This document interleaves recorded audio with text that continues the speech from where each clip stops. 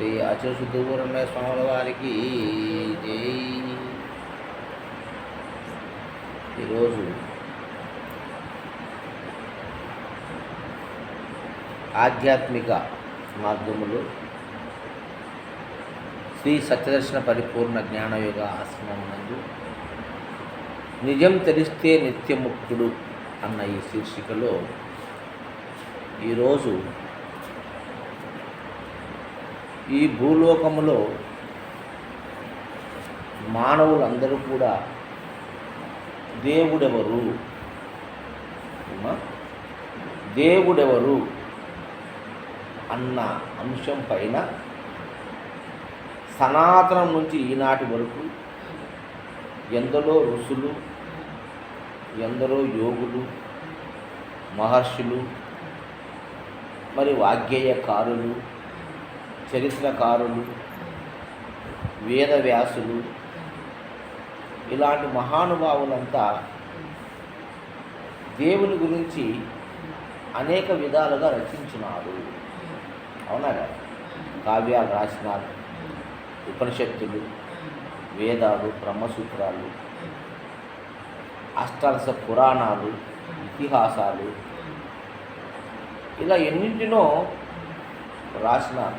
గీతలు రాసినారు. భగవద్గీతలు, ఉత్తర గీత, వశిష్ఠ గీత, గురుగీత, గర్భగీత, ఇలా అనేక గీతల్లో కూడా ఆ భగవంతుని గురించి రచించినారు, చెప్పినారు. ఇంకా కొంతమంది రమణ మహర్షులు, తర్వాత జిడ్డు కృష్ణమూర్తి, అటు తర్వాత అవతార్ బాబా, ఇలా కొంతమంది యోగులు, మరి ఆ భగవంతుని గురించి చలం గారు అయితే మేము, ఇలా మహనీయులు ఎంతోమంది ఎన్నో రకాలుగా దేవుని గురించి వాళ్ళ మనసుకు తోచింది రాసినారు. అయితే ఇంతమంది రాయడానికి గల కారణమేమి? ఏ కారణము అంటే భగవంతుడు అనేవాడు పరోక్షంగా ఉన్నాడు, ప్రత్యక్షంగా లేడు. పరోక్షంగా అంటే ప్రత్యక్షంగా కనపడడు, మరుగున ఉన్నాడు. పరోక్షంగా అంటే మరుగున ఉన్నాడు. అందుకు వారి వారి మనసుకు తోచిన విధంగా ఊహించి రాసినారు. ఎందుకంటే ప్రత్యక్షంగా కనపడితే ఇది ఫలానా విధంగా ఉంది అని చెప్పచ్చు మనం. ఇప్పుడు అరటిపండు కనపడుతుంది, ఇది తీయగా ఉంది అరటిపండు తెలిసింది మనం. అలాగే ఈ ప్రపంచములో ప్రతిదీ కూడా మానవుడు భౌతికంగా ప్రత్యక్షంగా ఉన్న వాటిని పరిశీలన చేసి ఇది ఫలానిది అని చెప్పినారు, రుజువు చేసినారు. దానికి ఆధారాలు సైతము తెలియజేస్తారు మనకు. అయితే ఒక దేవుని విషయంకి వచ్చేసరికి అది ఏందో అర్థం కాదు. ఎందుకంటే అది ప్రత్యక్షంగా కనపడడంలే, ప్రత్యక్షంగా కనపడలేదు కాబట్టి ఈ దేహాలు ఏంటి, ఈ ఎట్లా నడుస్తున్నాయి, ఒక దేహం ఉండదు, ఒక దేహం లేదు, ఒక మనిషికి ఉండే గుణం ఒక మనిషికి లేదు, ఒక మనిషి యొక్క జీవితం ఒక మనిషికి లేదు. అవునా కదా? ఒక మనిషికి ఉండే సమస్యలు ఇంకొక మనిషికి లేదు, ఒక మనిషికి ఉండే జ్ఞానం ఇంకొక మనిషికి లేదు, ఒక మనిషికి ఉండే ఆయుష్ ఇంకొక మనిషికి లేదు. అవునా కదా? ప్రతి మనిషికి వ్యత్యాసము. మనస వాచ కర్మణ అంటే తన మనోభావనలు కానీ, వాక్కు పరంగా వాళ్ళు వచించేటి కానీ, దేహ నిర్మాణంలో కానీ ప్రతి జీవికి మార్పు. మనుషులంతా ఒకటే అనే మాట వాస్తవమే. ఏది నువ్వు సమిష్టిలో చెప్తే మనుషులంతా ఒకటే, కానీ వెస్ట్గా మనం పరిశీలన చేస్తే మనుషులంతా ఒకటి కాదు. ఆమె వేరు, ఆమె వేరు, ఆమె వేరు, ఆమె వేరు, నేను వేరు, పుల్లయ్య వేరు. మనంతా కూడా ఎట్లయితాం? మానవ జాతిలో ఒకటే, అందరం మనుషులమే. కానీ ప్రతి మనిషికి వ్యత్యాసం. అలాగే ప్రతి మొక్కకు వ్యత్యాసం, పంచభూతాలకు వ్యత్యాసం. అవునా కదా? అగ్ని, వాయువు, ఆకాశము, జలము, పృథ్వీ వేరు వేరుగా ఉన్నాయి, అన్నీ ఒకలాగా లేవు. అయితే వీటన్నిటి వెనక ఒక భగవంతుడు ఉన్నాడని మనిషి నమ్మినాడు. దేవుడు అనేది కేవలం నమ్మకం మాత్రమే. దేవుడు అనేది కేవలం ప్రత్యక్షం కాదది. దేవుడు ప్రత్యక్షం ఎప్పటికీ కాదు, అది పరోక్షమే. కానీ దాన్ని ప్రత్యక్షం చేసుకున్నాము మేము. పరోక్షంగా ఉన్నటువంటి ఆ భగవంతుణ్ణి మేము ప్రత్యక్షం చేసుకున్నాము, ఆత్మ దర్శనం చేసుకున్నాము, దైవ దర్శనం చేసుకున్నాము, దైవ సాక్షాత్కారం జరిగింది అని కొంతమంది యోగులు కొన్ని క్రియలు చేసి కొన్ని మరి సాధనల ద్వారా మేము పొందినాము, ఆ దైవాన్ని తెలుసుకున్నాము, చూసినాము దేవుణ్ణి. కాబట్టి మీరు కూడా చూడాలంటే మాకు సేవ చేయాలా, మాకు గురుసేవ చేయాలా, 12 సంవత్సరాల టైం పడుతుంది, లేదంటే జీవితం సాలదు.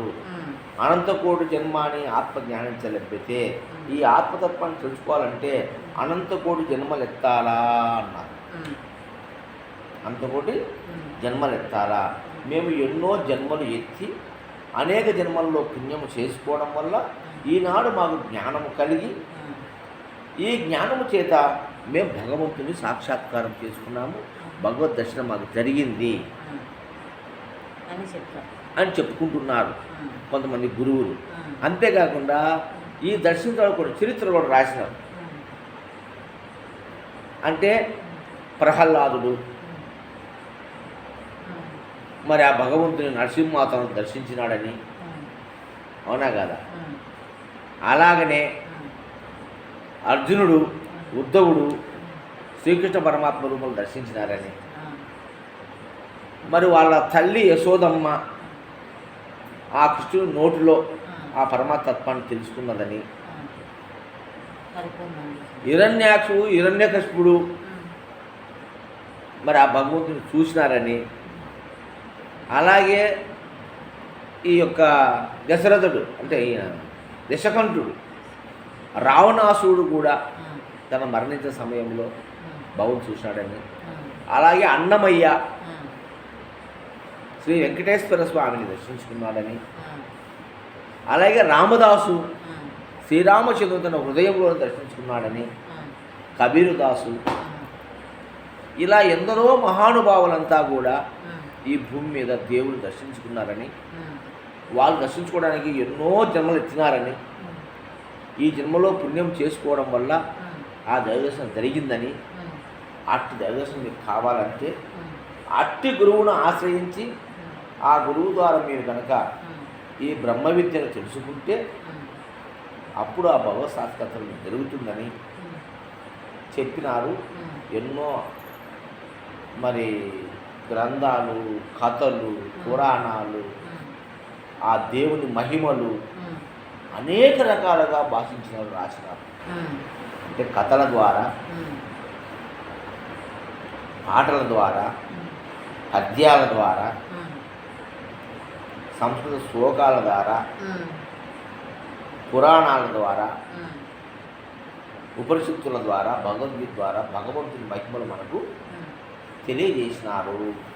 వాళ్ళంతా కూడా మేము దర్శించినాము, మీరు దర్శించండి అని. కానీ భగవంతుడు పరోక్షమే కానీ ప్రత్యక్షము కాదు అన్న వాస్తవాన్ని మనం తెలుసుకోవాలి. అతను ప్రత్యక్షమైతే ఒక మాట, ఒకటే మాట, ఒకటే మాట. ఇప్పుడు బెల్లం ఉంది, బెల్లం తీయకుందని నువ్వు చెప్తున్నావు కదా, అంటే మీరు తిన్నారు, ఆ బెల్లం తీయకుంది, చెరుకు నుంచి వస్తుంది రసము, ఆ చెరుకు భూమిలో పండుతుంది, దాన్ని మనం మిషన్లో వేసి తిప్పితే రసం వస్తుంది, దాన్ని కాంచితే బెల్లం అవుతుంది, తెలుసు మనం తీయగా ఉంది చెప్తుంది. దేవుడు ప్రత్యక్షంగా దేవుడు అలా చెప్పడం లే. తీపి కూడా చెరుకులో పరోక్షంగానే ఉంది, నాకితే తీయకుండా చెరుకు, దాన్ని నమిలితే రసం వస్తుంది, రసం తీయగా ఉంటుంది. అవునా కదా? దానే సాధన అన్నారు. ఆ సాధన ద్వారా చెరుకులో బెల్లం ఉందని తెలుసుకున్నాం మనం. దీనికి 12 సూత్రాలు అవసరం లేదు, 12 సాధనలు అవసరం లేదు, 100 మంది గురువులను ఆశ్రయించాల్సిన అవసరం లేదు, 100 పుస్తకాలు రాయాల్సిన అవసరం లేదు. తెలిసిపోతుంది. అలాగే మట్టిలో భూమిలో మొక్కలు నాటితే పండ్లు, ఫలాలు, పుష్పాలు, ధాన్యాలు ఇస్తాయని మనకు తెలుసు. కాబట్టి ఆ ధాన్యం వేస్తున్నాం, పండిస్తున్నాం, తింటున్నాం, అనుభవిస్తున్నాం, హ్యాపీగా ఉన్నాం. కానీ దేవుడి విషయంలో ఎందుకు ఇన్ని రకాలుగా చెప్తారంటే అది తెలియబడే విషయం కాదు. దేవుడు అందరిలో ఉన్నాడు, ఆడ పక్కన ఉన్నాడు. అది పరోక్షంగా ఉంది, ప్రత్యక్షంగా లేదు. అట్లా పరోక్షకున్న ఆ దేవుని అపరోక్షం చేసుకోవడానికి కోసమయ్యి మానవుడు పడరాని పాటుపడి వారి వారి అనుభవం రీత్యా అనేక రకాలుగా చెప్పినారు. చైతన్యం అని కొంతమంది అన్నారు, బ్రహ్మమని కొంతమంది అన్నారు, అహమని కొంతమంది అన్నారు, మరి సోహం ధ్యానం అని కొంతమంది అన్నారు. అవునా కదా? ఆత్మని కొంతమంది అన్నారు, ఎరుకని కొంతమంది అన్నారు. ఇలాగ ఒక మాట కాదు, భగవంతునికి 100,000,000 మాటలు చెప్పారు. దేవునికి 100,000,000 నామాలు పెట్టినారు. అవునా కదా? ఎందుకు ఇన్ని నామాలు పెట్టినారంటే దేనికి సరిపోలేదు. 100,000,000 కాదు, కోటాన కోట్ల నామాలు పెట్టినా అది దొరికే వస్తువు కాదు. నీకు అనిపించింది, దానికి ఒక పేరు పెట్టినావు. పుల్లయ్యకి అనిపించింది, ఆయన ఒక పేరు పెట్టినాడు దేవునికి. ఎవరి దగ్గర వాళ్ళు పేరు పెట్టుకున్నారు. ఇంకా కొంతమంది గురు బ్రహ్మ, గురు విష్ణు, గురుదేవో మహేశ్వర, గురు సాక్షాత్ పరబ్రహ్మ తస్మై శ్రీ గురువే నమః, గురువే దేవుడు. పీడవ ఆధారం కనపడింది మనకు. ఆ గురుదేవుడే దేవుడు. ఎవరినైతే మనం గురువుగా పూజిస్తున్నామో అతనే దైవము అని శివుడికి కొంతమంది ప్రదేశంటే, ఒరే ఈ దేవుడు కనపడరా, ఈ దేవుని వర్ణన చేయాలంటే అలివి ఎప్పటి కాదు. ఏమని వర్ణించాలా దేవుణ్ణి మనం? ఏ గుణమని చెప్పాలా, ఏ రూపమని వర్ణించాలా? అన్ని వర్ణనలు ఆయనయే. ఎన్ని చేసినా వర్ణనలు ఆయనకే చేస్తున్నాము. కాబట్టి ఆ దేవుడు కనపడడు. కాబట్టి ఎవరైతే మనకు జ్ఞానాన్ని ప్రబోధిస్తారో అట్టి జ్ఞాన ప్రదాత అయినటువంటి గురువే దేవుడు. కాబట్టి గురు బ్రహ్మ, గురు విష్ణు, గురుదేవో మహేశ్వర, గురు సాక్షాత్తు పరబ్రహ్మ తస్మై శ్రీ గురవే నమః అని మనకు చెప్పినారు. అవునా కదా? ఈ దేవుడిని తెచ్చుకోవడానికి కోసమై అనేక మతాల వారు, అనేక సిద్ధాంతాల వారు, అనేక సాంప్రదాయాల వారు అనేక రకాలుగా మనకు తెలియజేస్తూ ఉంటారు. మధ్వాచార్యులు వచ్చాడు, దేవుడు తెలియలే, జీవుడు దేవుడు రెండు ఉండాయిరా, దేవుడు సావు పుట్టుకలు లేనివాడు, జీవుడు సావు పుట్టుకలు కలిగేటువంటి వాడు, జీవుడికి జన్మ మరణాలు ఉన్నాయి, దేవుడికి జన్మ మరణాలు లేవు, కాబట్టి ఇద్దరు ఉండాలి ప్రపంచంలో అని రెండు చెప్పాడు ఆయన మధ్వాచార్యులు. దాన్ని నమ్మినారు, వాస్తవంగా ఉందని. తర్వాత విశిష్ట అద్వైతం రామానుజాచార్యులు వచ్చినాడు. విశిష్ట అద్వైతం అంటే అద్వైతానికి విశిష్టంగా చెప్పాడు. అద్వైతం ఏమి, రెండు ఒకటే అంటే రెండు కానిది అని. అద్వైతం అంటే ఏంటంటే రెండు కానిది. అద్వైతము అంటే అర్థం ఏమంటే రెండు కానిది, ఒకటని కాదు అర్థం. రెండు ఏంది రెండు కాదు? జీవుడు దేవుడు. మధ్వాచార్యులు చెప్పినటువంటి జీవుడు దేవుడు ఈ రెండు కానిదిరా భగవాన్. ఆయన జీవుడు అని చెప్పాలి, దేవుడు రెండు చెప్పలే. రెండు కానిదంట. రెండు కానిది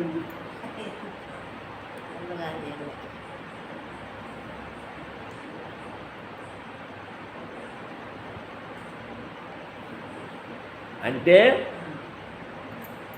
నడిపించేవాడు ఒకడు ఉన్నాడని, నడిచేది ఒకటి ఉందని. ఇది మధ్వాచార్య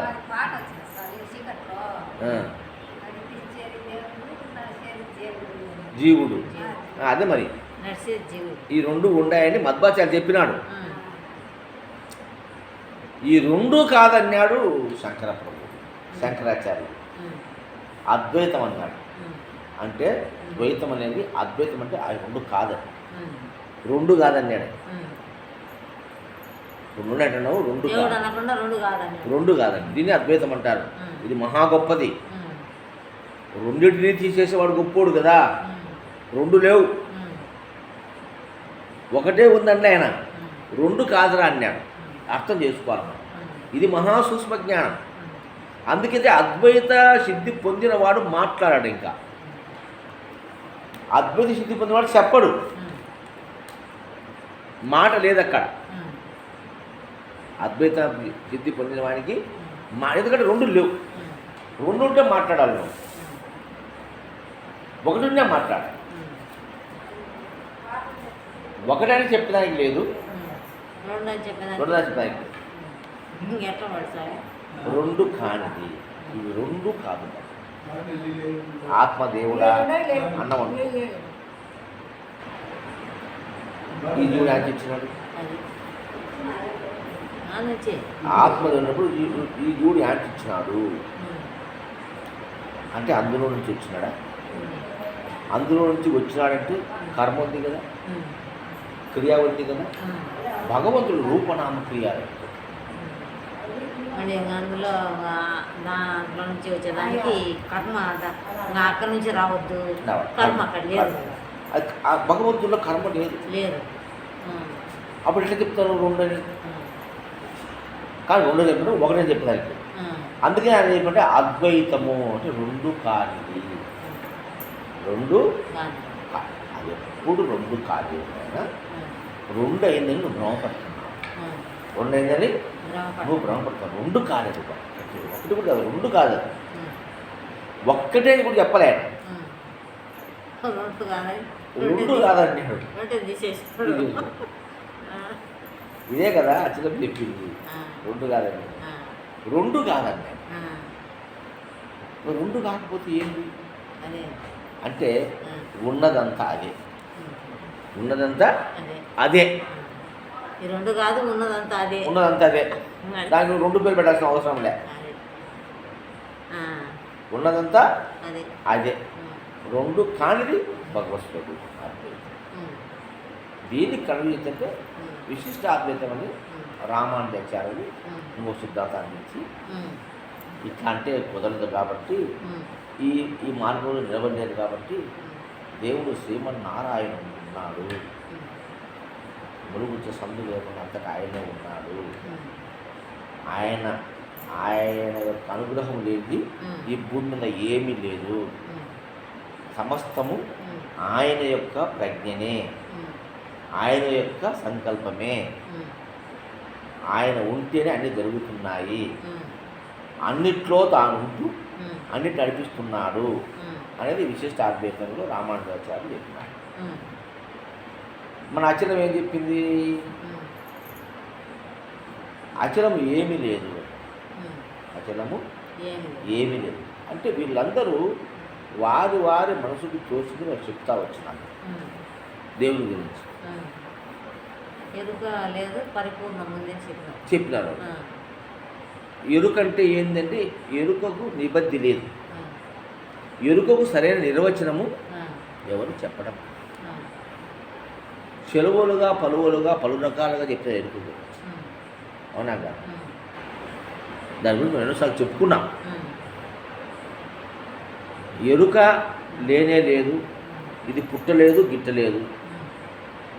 నువ్వు పుట్టలేదు కోరంటానులే. అచలములు ఎరుక పుట్టలేదు. ఈ భ్రమ కళలో దోసిన శరీరం ఎలాగను అలాగనే ఇది కళ అంటున్నావు. ఇది కళ అని చెప్తున్నారు. ఇది కళ అయితే ఇంకా అన్ని కళ. నీ ఊహంతా కలే కదా. ప్రత్యక్ష ప్రమాణంగా తెలియబడుతూ ఉంటే ఈ శరీరము ప్రపంచము ఇదంతా కళ అన్నప్పుడు ఇంకా పరిపూర్ణము కూడా కలే కదా. నీవే కళ అయితే అది కలే కదా. ఒకటి ఉందని భ్రమిస్తున్నావు, ఇది లేదని భ్రమిస్తున్నావు. రెండు భ్రమలే అవుతాయి. రెండు భ్రమలే అవుతాయి. నీవు భ్రమ అయితే రెండు భ్రమే అని చెప్తున్నా నేను. నీవు భ్రమ అయితే రెండు భ్రమే. నీచే ఏ దాన్ని అయితే నువ్వు సంకల్పించినావో ఏదాన్ని అయితే యోచించినావో అదంతా భ్రమే. అవునా కదా? నీ నీ మెదడులో కదా పుట్టింది. ఆత్మ ఉందని, పరమాత్మ ఉందని, ఎరుపు ఉందని, పరిపూర్ణం ఉందని, దేవుడు ఉన్నాడని, ఈ 33 కోట్ల దేవతల సృష్టి దాడి జరిగింది నీ మైండ్లో జరిగింది. అవునా కదా? నీ మైండ్లో జరిగినప్పుడు నీవు కల అయితే నీలో జరిగిందంతా కలే. అది అంటారులే, కళలో తోసిన ఎలాగనో అలాగే అలాగే కానీ ఇది అది కల అయితే ఇది కూడా కలే. తల్లియే లింగాంగమందూరు, తరువాత దాని పిల్లయే స్థూలాంగమందూరు. తల్లియే లింగాంగమందూరు. లింగం అంటే ఏంటి? లింగం అంటే సూక్ష్మమే. తరువాత దాని పిల్లయే స్థూలాంగమందూరు. తల్లి జాగ్రత్త పిల్ల స్వప్నము, తల్లి జాడే పిల్లకాయను. తల్లి స్వప్నము పిల్ల జాగ్రత్త, తల్లి జాడే పిల్లకాయను. బాగా చాలా మంది కన్ఫ్యూజ్ చేస్తున్నారు. వాళ్ళు ఈ పాట పాడింటే వాళ్ళు తప్పులు పట్ట కాదని అదే మరి ఆడ ఆడ కన్ఫ్యూజ్ చేస్తున్నారు. తల్లి స్వప్నము పిల్ల జాగ్రత్త తల్లియే లింగా దానికి అర్థం రావాలి మనకు. తల్లియే లింగాంగమందూరు, తరువాత దాని పిల్లయే స్థూలాంగమందూరు. తల్లి సూక్ష్మమైతే బిడ్డ స్థూలం ఎట్లయితుంది? తల్లి సూక్ష్మమైతే బిడ్డ స్థూలం ఎట్లయితుంది? తల్లియే లింగాంగమందూరు, తర్వాత దాని పిల్లయే స్థూలాంగమందూరు. స్థూలాంగమని మన రాతలో ఉంది. వాళ్ళు ఎట్లా అంటే సూక్ష్మం. సూక్ష్మం అంటే ఇంకా తల్లి కూడా సూక్ష్మే కదా. లింగాంగం అంటే లింగం అంటే సూక్ష్మే కదా. అంగం అంటే స్థూలం, లింగం అంటే సూక్ష్మం. అంగం అంటే స్థూలము, లింగం అంటే సూక్ష్మము. ఏదైనా చెప్పు నువ్వు. తల్లి తల్లి పిల్ల జాగ్రత్త, తల్లి స్వప్నం అనేది సరే. పిల్ల జాగ్రత్త, తల్లి స్వప్నం కూడా నేను చెప్పేది ఇదే. తల్లి స్వప్నము పిల్ల జాగ్రత్త అని అంటా. మనకి ఎట్టొస్తుందంటే తల్లి స్వప్నం పిల్ల జాగ్రత్త రెండు ఒకటే కదా. పిల్ల జాగ్రత్త, తల్లి స్వప్నం చెప్పిన మంచి. ఇప్పుడు తల్లి జాగ్రత్త, పిల్ల స్వప్నం అని మనం వాళ్ళు ఏమంటారు? పిల్ల జాగ్రత్త తల్లి స్వప్నం అని. పిల్ల జాగ్రత్త అయితే తల్లి స్వప్నం ఎట్టవుతుంది? పిల్ల స్వప్నం అయితే తల్లి స్వప్నం అయితే తల్లి స్వప్నం అయితే పిల్ల కూడా స్వప్నమే కదా. పిల్ల స్వప్నం అయితే తల్లి స్వప్నమే కదా. స్వప్నం జాగ్రత్త ఎట్లయితుంది? కాదు కదా. అట్టనే తల్లియే స్థూలాంగమందూరు, తరువాత దాని పిల్లయే సూక్ష్మాంగమందూరు. తల్లి స్వప్నము పిల్ల జాగ్రత్త, తల్లి జాడే పిల్లకాయను. తల్లి జాగ్రత్త కంటే పిల్ల జాగ్రత్త. తల్లి స్వప్నం అయితే పిల్ల కూడా స్వప్నంగా జాగ్రత్త ఎట్లా అవుతుంది? తల్లి జాడే పిల్లకైంది. అది ఇది రెండు వేరు ఎట్లయితాయి? అవునా కదా. మామిడికాయకి మామిడి చెట్టుకు మామిడికాయే కాస్తుంది. అవునా, వేరేది కాస్తుంది కాయదు కదా. కాబట్టి లింగాంగం నుంచి స్థూలాంగము రాదు, స్థూలాంగం నుంచి లింగాంగం రాదు. కాబట్టి స్వప్నం నుంచి జాగ్రత్త రాదు, జాగ్రత్త నుంచి స్వప్నం రాదు. ఇది ఉపాధిలో వస్తుంది. ఇది కూడా అలానే అనుకుంటే ఎట్లా? కాబట్టి మనం డైరెక్ట్గా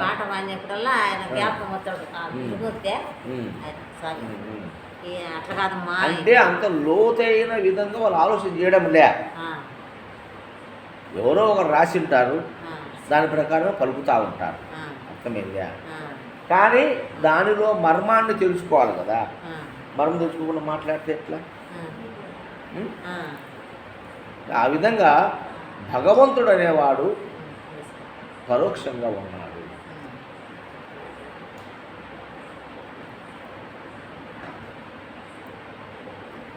పరోక్షంగా ఉన్నాడు కాబట్టి పరోక్షంగా ఉన్న భగవంతుణ్ణి ప్రత్యక్షంగా ఎవరు దర్శించలేదు కాబట్టి ప్రతి ఒక్క మానవుడు ప్రతి ఒక్క రకంగా చెప్పినారు.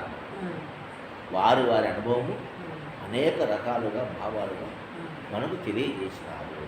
అవునా కాదు? అయితే దీన్ని ఇంకా మనం సూక్ష్మంగా పరిశీలన చేస్తే బ్రాహ్మణోర్ అవ్యక్తో అవ్యక్తో మహత్తు మహదే మహదంకార పంచతన్మాత్రాన్ని మహాపంచభూతంలో మహాపంచభూతంలో ఐక్యం జగత్తనన్యం. బ్రహ్మం అంటే ఎవరు అని పరిశీలన చేస్తూ మనకు చతుర్ముఖ బ్రహ్మ అని పేరు చెప్పినారు. ఎన్ని ముఖాలు? 4 ముఖాలు బ్రహ్మకున్నాయి. ఆ బ్రహ్మము అవ్యక్తం. అది మహత్, అది మాయ అని చెప్పారు. ఆ బ్రహ్మము నుంచి అవ్యక్తం మహత్ అంటే మాయ. ఆ బ్రహ్మము నుండి ఎన్ని జరిగింది? 4 రకాల సృష్టి జరిగింది. ఈ 4 రకాల సృష్టిలో అండజములు, పిండజములు, బుద్ధుజములు, స్పెరుజములు చెప్పుకుంటున్నాం మనం. సరే, ఇంకొక వర్షంలో ఆలోచన చేద్దాం ఈరోజు మనం. అంటే 4 రకాలంటే చతుర్భూత చైతన్య వాదం అని పూర్వం, అంటే మనిషి పుట్టినప్పటి నుంచి చతుర్భూత చైతన్యవాదం. చతుర్భూతములు, భూతాలు 5 కాదు, 4. చతుర్భూత 4 భూతాలు. అందుకే బ్రహ్మకు 4 ముఖాలు. అర్థమవుతుందా? ఈరోజు చెప్పేది వేరు, కొత్త చెప్తున్నాను నేను. అట్లా లేకుండా ఇటు చెప్తున్నా. అంటే 4 రకాల సృష్టి ఉంది భూమిలో, ఈ ప్రపంచంలో, ఈ జగత్తులో. బ్రహ్మకు 4 తలకాయలు ఉన్నాయంటే 4 భూతాలుగా బ్రహ్మము విడిపడింది. చతుర్ముఖ బ్రహ్మ అయినాడు. 4. దీన్నే చతుర్భూత చైతన్యవాదం అని చారువాకులు, ఈరోజు కాదు, వేదం ఎప్పుడు పుట్టిందో, ఆధ్యాత్మ జ్ఞానం ఎప్పుడు పుట్టిందో ఆనాడు చారువాకులు దేవునికి వ్యతిరేకంగా మాట్లాడేవాళ్ళు. దేవుడు లేడు, దయ్యం లేదు మాట్లాడవద్దు. ఆ రోజే పుట్టినారు. ఏ రోజు దేవుడు పుట్టాడో ఆ రోజు దేవుడు లేడని వాళ్ళు పుట్టినారు. అర్థమైందా?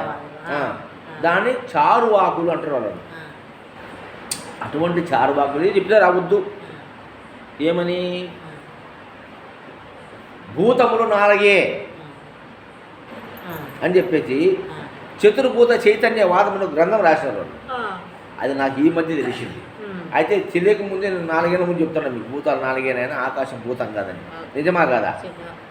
మొన్న చదివిన నేను ఒక పుస్తకం నెట్లో, చారువాకం అనే ఒక సబ్జెక్టు పెద్దలు చదివితే వాళ్ళు ఒక వాదాన్ని బయట తీసినారు. చతుర్భూత చైతన్యవాదము. చైతన్యం 4 భూతాలకే ఉన్నదని. చతుర్భూత చైతన్యవాదము అంటే 4 భూతాలలో చైతన్యం ఉంది. వాయువులో చైతన్యం ఉంది, అగ్నిలో చైతన్యం, జలములో చైతన్యం ఉంది, పృథ్వీలో చైతన్యం ఉంది, ఆకాశంలో చైతన్యం లేదు. అవునా కదా? చైతన్యం లేదు ఆకాశం. చైతన్యం లేనిది సృష్టికి పనికిరాదు. చైతన్యం లేనిది సృష్టికి పనికిరాదు. అది బ్రహ్మం ఎట్లయితే అది? అవునా కదా? కాబట్టి చతుర్ముఖ బ్రహ్మ 4 భూతాలే, వాయువు, అగ్ని, జలము, పృథ్వీ. దీనికే చతుర్వేద మహావాక్యాలు వచ్చినాయి. అంటే 4 భూతాల్లో బ్రహ్మం ఎక్కడ ఉండాలా అని పరిశీలన చేస్తే అర్థమైందా?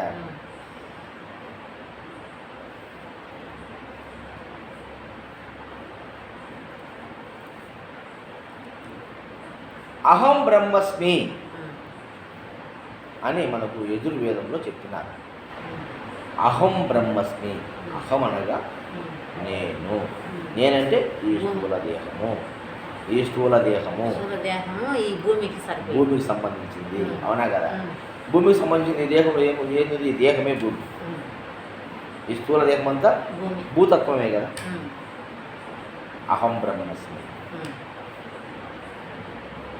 అంటే భూతత్వానికి గాను ఆనాడు వేదవ్యాస మహర్షి అహం బ్రహ్మస్మి అని చెప్తున్నారు. అంటే ఏదైతే రూపంగా కనపడుతుందో అది బ్రహ్మము. కరెక్టే, అది మాట, తప్పుడు మాట ఏం కాదు. కరెక్టే అన్నమాట. అంటే పరోక్షంగా ఉన్న ఆ పరమాత్మని, ఆ దేవుణ్ణి మనం అపరోక్షంగా చేసుకోవాలి. అంటే పరోక్ష రహితం చేయాలి. అపరోక్షం అంటే పరోక్షం కానిదని. పరోక్షము కానిది అంటే అది ప్రత్యక్షము కాదు, పరోక్షము కాదు, అపరోక్షం. అది ప్రత్యక్షం కాదు, పరోక్షం కాదు. అంటే స్టార్టున లేదు, అది ప్రత్యక్షంగా కనపడదు. అపరోక్షం అంటే పరోక్షం కానిది. ఎట్లా ద్వైతము అద్వైతం అన్నాడో, రెండు కానిది అన్నాడో, అట్లది అపరోక్షం అన్నాడు దేవుడు. అంటే అపరోక్షము కానిది అంటే పరోక్షము కానిది అపరోక్షము అన్నాడు. అది పరోక్షం కాదు, అపరోక్షం. అపరోక్షంగా మనం ఎలా గుర్తించాలి దాన్ని?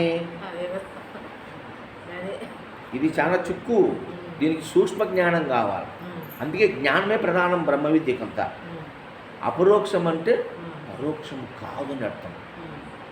ప్రత్యక్షం అంటే కాదు, అది ప్రత్యక్షం కాదు, పరోక్షం కాదు, అపరోక్షం అంటే పరోక్షము కానిది. అపరోక్షం అంటే పరోక్షము కానిది. మన ఆ పరోక్షం కానిది ఏంటంటే మనం పరిశీలన చేస్తే అహం బ్రహ్మస్మి అనే మాటను ఎక్కడ చెప్పినాడంటే చతుర్భూత చైతన్యవాదములో మొదటి భూతమైన భూమి నుంచి మనం తీసుకుంటే స్థూలభూతం కానించి, స్థూలం నుంచి సూక్ష్మానికి పోయింది ఇది బ్రహ్మజ్ఞానం. స్థూలభూతము భూమి, ఘనపదార్థం, కంటికి కనిపించేది, అవునా కదా? అట్టి భూతమైన భూమి నుంచి ఏర్పడిన ఈ నేను అనే ఈ దేహం. చాలామంది నేనంటే దేహం కాదు, లోపల ఒకటి ఉంది, అది నేను. దాన్ని తెలుసుకోవాలంటే సాధన చేయాలా, ఒక్క పొద్దులు ఉండాలా, వ్రతాలు ఉండాలా, తపస్సు చేయాలా, ధ్యానాలు చేయాలా, అవునా కదా? అన్నపానాదులు మర్చిపోవాలా, గాలినే భోంచేయాలా. ఏమి మరి కఠినమైనటువంటి సాధనలు, యోగాలు, కుండలి యోగం చేయాలా, సిద్ధయోగం చేయాలా, క్రియాయోగం చేయాలా, అష్టాంగ యోగాలు చేయాలా, ఇలా అనేక రకాలు చెప్తూ ఉన్నారు. లోపల ఏదో ఉంది, దాన్ని తెలుసుకోవాలంటే వాడెవ్వతరము కాదు దాన్ని తెలుసుకోనికి. అపరోక్షము చేసుకోవాలి. పరోక్షంగా ఉన్నదని అపరోక్షంగా నువ్వు తీసుకోవాలి. అది నీ చేతిలో ఉంది. అంటే అహం బ్రహ్మస్మని వేదం చెప్పింది. అహం అంటే ఏంటి? రూపం. అహం అంటే రూపమే కదా, కంటికి కనిపించిన అహం అంటారు. అహం బ్రహ్మస్మి, నేను బ్రహ్మను. నేను అంటే ఈ దేహమే. లోపల ఒకటి ఉంది, లోపల ఏంది? దేహం లేకపోతే లోపల చెప్తాను నేనని పలికేది. ఈ దేహము లేకపోతే నేనని చెప్పేది ఒకటి ఉందే? లేదు. అహం బ్రహ్మస్మి అంటే ఇదే బ్రహ్మము, ఈ దేహమే నేనే. నేనంటే శ్రీనివాసుడు. ఈ దేహం, దీనికి ఒక గుర్తుంది, దీనికి ఒక రూపం ఉంది, దీనికి ఒక అడ్రస్ ఉంది, అవునా కదా? ఇది బ్రహ్మమురా. వచ్చి పోయేదే కావచ్చు. అది వాడు చెప్పినట్టు ఎప్పుడు వచ్చామని కాదురా. సినిమా డైరెక్టర్ చెప్తున్నాడు, ఎప్పుడు వచ్చామో కాదు, బుల్లెట్ దిగిందా లేదా అన్నట్టుగా మనం వచ్చాము పోతాము, అది వేరు. కానీ ఏ రూపంలో ఉన్నావు, ఇది అహం బ్రహ్మ. రెండు జలం కాడ తీసుకుంటుంది. అయం ఆత్మ బ్రహ్మ. ఆత్మ అంటే ప్రాణోపలక్షితే పరమాత్మ. జలము ప్రాణం కదా, జలము ప్రాణము, సకల జీవులకు ప్రాణము జలం, అవునా కదా? అట్టి జలము నే మనము అయమాత్మ బ్రహ్మ. అయమాత్మ బ్రహ్మ. అయం నాలో ఉన్న ఈ జలస్వరూపం ప్రాణం ఆత్మరా. రెండో వేదం చెప్పినాడు, అవునా కదా? అయమాత్మ బ్రహ్మ అని చెప్పినాడు ఋగ్వేదం. తర్వాత మూడోది ప్రజ్ఞానం బ్రహ్మ. ప్రజ్ఞానం ఋగ్వేదం, యజుర్వేదం. అది అయమాత్మ బ్రహ్మ. ప్రజ్ఞానం బ్రహ్మ అన్నాడు. జ్ఞానం అంటే ఏంది? అగ్ని స్వరూపం. జ్ఞానాగ్ని దగ్ధ కర్మాణి. జ్ఞానాగ్ని దగ్ధ కర్మాణి. ఆ జ్ఞానం అనే అగ్ని సర్వక్రమలు దగ్ధం చేస్తుంది. కాబట్టి ఆ జ్ఞానమే, ఆ ప్రజ్ఞే బ్రహ్మ. ఇది అగ్నిస్వరూపం. అగ్నిస్వరూపం సర్వకర్మలను భస్మం చేస్తుంది అగ్ని. కాబట్టి జ్ఞానాగ్ని దగ్ధ కర్మాణి. కాబట్టి అగ్నిభూతాన్ని ప్రజ్ఞానం. నాలుగోది తత్వమసి. తత్ అంటే అది, వాయుస్వరూపం. త్వం అంటే నేను, అసి అంటే అయి, అదే నేను. సోహం. సో హం అది నేను. సో అంటే అది, హమ్ అంటే నేను. సో అంటే అది, హమ్ అంటే నేను. దీనే తత్వమసి. తత్ అంటే అది, త్వం అంటే నేను, అసి అంటే అయి, అది నేనే. వాయుస్వరూపం ఎక్కడుంది? నీ శ్వాస ఆడితేనే నువ్వు ఉన్నావు, శ్వాస లేకపోతే లేవు. కాబట్టి లాస్ట్కు ఉపదేశ వాక్యంగా సమవేదంలో తత్వమసి వాయుస్వరూపము అంటే అహం బ్రహ్మస్మి, భూమి స్వరూపము. అయమాత్మ బ్రహ్మ జలస్వరూపము. ప్రజ్ఞానం బ్రహ్మ అగ్నిస్వరూపము. తత్వమసి వాయుస్వరూపము. 4 కలిపినాయి. దీన్ని బ్రహ్మం అంటారు. దీన్ని అంటే 4 కలిసి బ్రహ్మమైనాయి కదా. ఇప్పుడు దాని అపరోక్షం, పరోక్షం అనుకుంటావు. లేదు, అపరోక్షంగా అయింది. అపరోక్షమైంది అంటే పరోక్షంగా తెలియబడింది. అపరోక్షం అంటే తెలియబడింది నాకు. పరోక్షం అంటే తెలియబడలేదు, సాట్ ఉంది. సాట్న ఉండేది నీకు ఇప్పుడు ఎదురైంది కదా. సాట్న ఉండే వస్తువు నీకు తెలియబడిందా లేదా?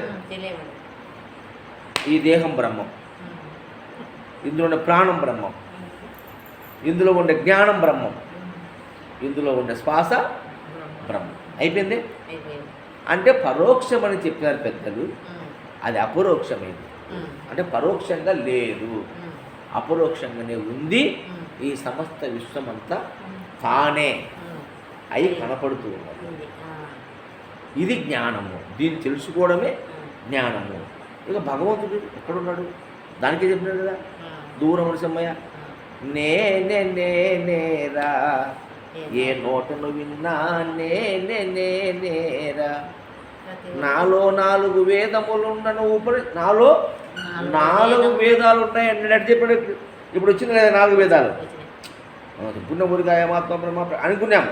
కానీ ఇప్పుడు క్లారిటీగా నాలో 4 వేదాలు ఎలా ఉన్నాయంటే, దేహంగా ఒక వేదం ఉంది, ప్రాణంగా ఒక దేహం ఉంది, జ్ఞానంగా ఒక దేహం ఉంది, వాయువుగా అంటే శ్వాసగా ఒక దేహం. అవునా కదా? అందుకడు నాలో 4 వేదములున్నవి. ఉపనిషత్తుల నెల్ల భాష్యములు సన్నుతించిన సర్వెత్తలు నన్నే నిలిపెను నారాయునిగా.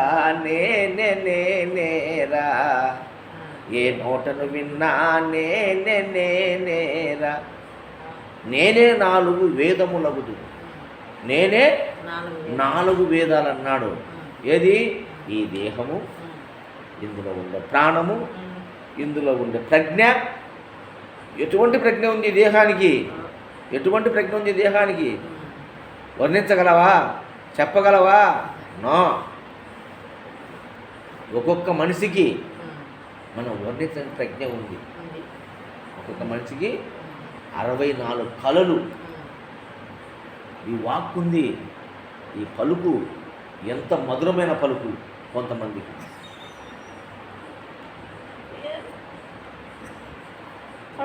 ఏం నమ్ముతాడే?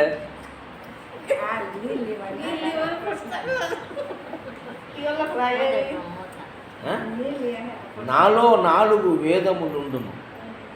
ఎంత గొప్ప మాట అది.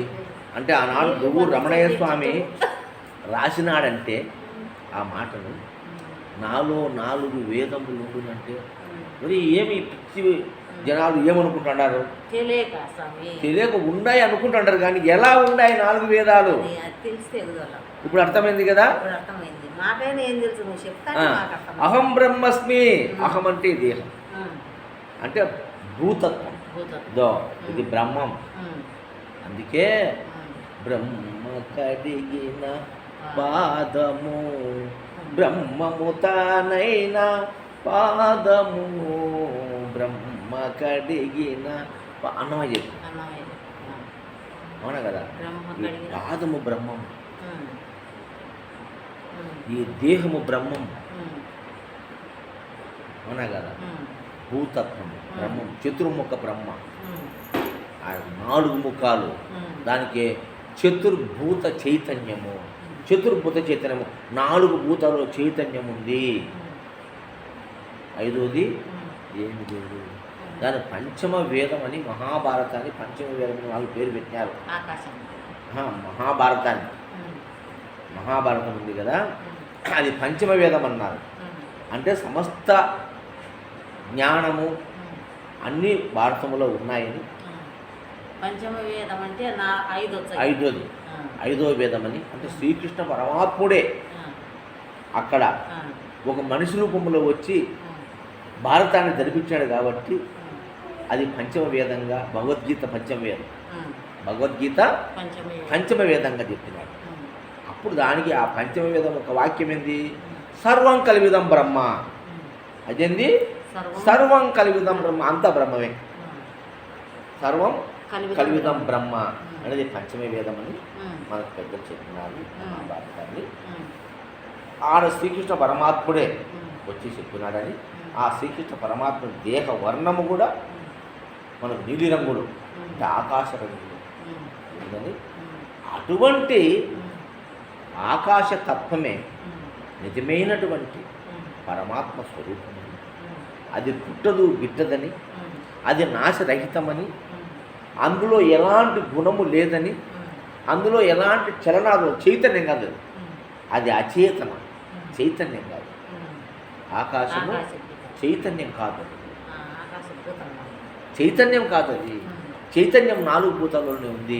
4 భూతాలతో చతుర్ముఖ బ్రహ్మ వచ్చినాడు. 4 వేదాల్లో 4 వాక్యాలు భూతాలను అనుసరించి వచ్చినాయి. ఇప్పుడు ఎంత పరమ రహస్యం ఇందులో దాగి ఉందో. అప్పుడు మనం ఎవరు? బ్రహ్మస్వరూపం. నీ పలుకు, నీ మాట, నీ రూపము, నీ ప్రాణము, నీ శ్వాస సమస్తము బ్రహ్మమే. అవునా కదా. బ్రహ్మమే. ఇంకెందుకు దేవుడి మీద భ్రాంతి భ్రమలు, ఎందుకు కాపులాటలు? అవునా కదా. సమస్తము బ్రహ్మస్వరూపమే, సమస్తము దైవస్వరూపమే. కాబట్టి వాడు ఇంకా మాట లేదు. మాట్లాడినాడా ద్వైతంలోకి రావాల్సింది. ద్వైతంలోకి వచ్చి మాట్లాడాలి. అద్వైతం అన్నావా మాట లేదు. ఏం చెప్తావు? 2 గానులు అన్నాడు, ఇంక అయిపోయాయి. వాళ్ళ మాట లేదు, మాట లేదు. కాబట్టి అటువంటి స్థితిని పొందిన మహనీయులు మౌనం దాచారని చెప్పాలి. రమణ మహర్షి ఎందుకని మనం చెప్పచ్చు కదా. ఆయన జ్ఞానాన్ని ఇంకా ఆయన ఏం చేసినాడంటే తను తెలుసుకున్న దాన్ని ఆచరించి చూపించినాడు. తను తెలుసుకున్న దాన్ని ఆచరించి చూపించినాడు. ఆయన ఆచరించింటే కదా మౌనం కూర్చున్నాడు. ఇంకా నాకేది అనుకున్నాడు. మౌనం అయితే అదే దైవం అని తెలుసుకోను. అందుకే ఆయన ఎవరు? బాలమురళీ కృష్ణ. మౌనమే నీ బాసవో మూగ మనస పాట కవిత్వంలో. మౌనమే నీ నిజ స్థితి అని ఆయన పాటలు మొదలైన కావ్యాలను చెప్పినాడు. కాబట్టి రమణ మహర్షి మౌనం ఉన్నాడు. ఎందుకు మౌనం ఉన్నాడంటే అది నిజమైన స్థితిరా, ఇది నీ స్థితి అని ఆయన ఉండి చూపించినాడు. ఉండి చూపించాడు కాబట్టే ప్రపంచం మొత్తం భక్తులైనాడు. ఆయన ప్రపంచం మొత్తము భక్తులైనారు. ఆయన భగవాన్ రమణ మహర్షి, భగవాన్ రమణ మహర్షి అయినాడు, భగవానుడైనాడు ఆయన. ఎందుకు? ఆయన ఆచరించినాడు. దైవం ఎట్లా ఉంటుందంటే ఉండి చూపించినాడు. మౌనంగా ఉండి ఇంత ఉంటుందిరా వాళ్ళకు. రోజు ఇడ్లీ చేసి పెడతాడు, ఒక ఆమె ఇడ్లీ చేసి పెడతాను కదా రవ్వ ఇడ్లీ. ఆ ఇడ్లీ భలే మధురంగా ఉంటాయంట, తింటానంట ఆయన. ఒకవేళ ఆమె ఊరికి పోతే కనుక ఒక రోజు అంట పర్మిషన్, ఈ బుద్ధి పోయి రేపు రావాలంట. 2 రోజులు చేసి పెట్టిపోయి ఇడ్లీ అంటాడంట. పెడిపోవు, ఫ్రిడ్జ్లో పెడితే పెడతారు చెడిపోవు. 2 రోజులు పెట్టుకుని తింటాడు, ఆరబెట్టుకుని తింటాడు ఇడ్లీ తింటాడంట. మళ్ళీ ఆమె వచ్చి ఆమె ఊరు చచ్చిపోయింది. చదివే రమణోత్సవాడు పోయి, స్వామి ఆమె ఇడ్లీ చేసి చచ్చిపోయింది.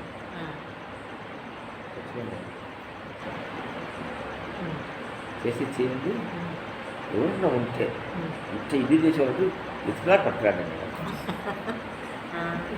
ఇట్లా ఇడ్లీ చేసేవాడు ఎత్తులాడి పట్టుకురాడన్నాడు. ఆమె చచ్చిపోయింది, బాధ లేదా అందరూ పోవాల్సిందే కూడా, అవునా కదా, పోవాల్సిందే కదా. పోయమ్మా ఆమె పోయింది, నాకు ఇడ్లీ పెట్టమని బాధపడలేదే. ఎవరన్నా ఉంటే చూడండి, ట్రై చేయండి, అట్లనే చేయాలి ఇడ్లీలు. అట్లా ఉంటే ఒక ఆమె పట్టుకురాడన్నాడు. ఆడలు కానీ మొగోళ్ళు కానీ చేసి పెట్టాలి. అంటే తనకు కావాల్సిన చేసి పెట్టాలని కావాలి. వాళ్ళు ఉంటేనే పోతేనే, అందరూ పోయేది కదా. ఓ రోజు నేను కూడా పోతా కదా, తెలుసు కదా ఆ విషయం. కాబట్టి పుట్టినరోజు తెలుసు మనకు, మరణిస్తామని. కాబట్టి ఆ విధంగా భగవంతుడు అంటే ఎక్కడో లేటు రానయ్యా. ఆ భగవంతుడు సాధనలు చేయాల్సిన అవసరం లేదు. భూమికైనా కనుక నువ్వు విచారం చేసి తెలుసుకుంటే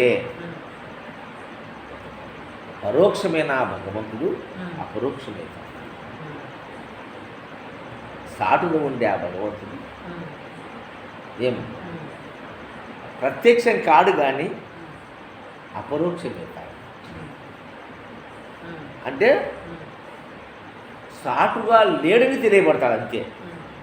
నీకు ప్రత్యక్షం కాడు, సాటుగా లేడని తెలియబడతాడు. ఎందుకంటే కనిపించే ప్రతిదీ దైవస్వరూపం. చతుర్వేద మహాత్మ 4 వాక్యాలు. అహం బ్రహ్మస్మి, రూపంగా కనిపించినంత బ్రహ్మమే, రూపంగా కనిపించినంత బ్రహ్మమే. 2 అయమాత్మ బ్రహ్మ. అంటే ఆత్మ అంటే ఏంది, పరమాత్మ అంటే ఏంది? ప్రాణోపలక్షితే పరమ. అన్ని ప్రాణులు రూపాలు, ప్రాణులు వచ్చినాయి. అన్ని ప్రాణులు భగవత్ స్వరూపాలు. ముందు రూపాలు. రూపాలంటే చెట్లు, చేమలు, రాయి, రప్ప, కొండ, నీరు, సముద్రము, ఏరు, వంక, వాగు అన్ని రూపాలే కదా. మన కంటికి కనిపించే సూర్యుడు, చంద్రుడు, నక్షత్రాలు, భూమి అన్ని కంటికి కనిపించే ప్రతిదీ భగవత్ స్వరూపమే. రూపాలుగా కనపడే ప్రతిదీ దేవుడే అనుకుంటే అది అహం బ్రహ్మ.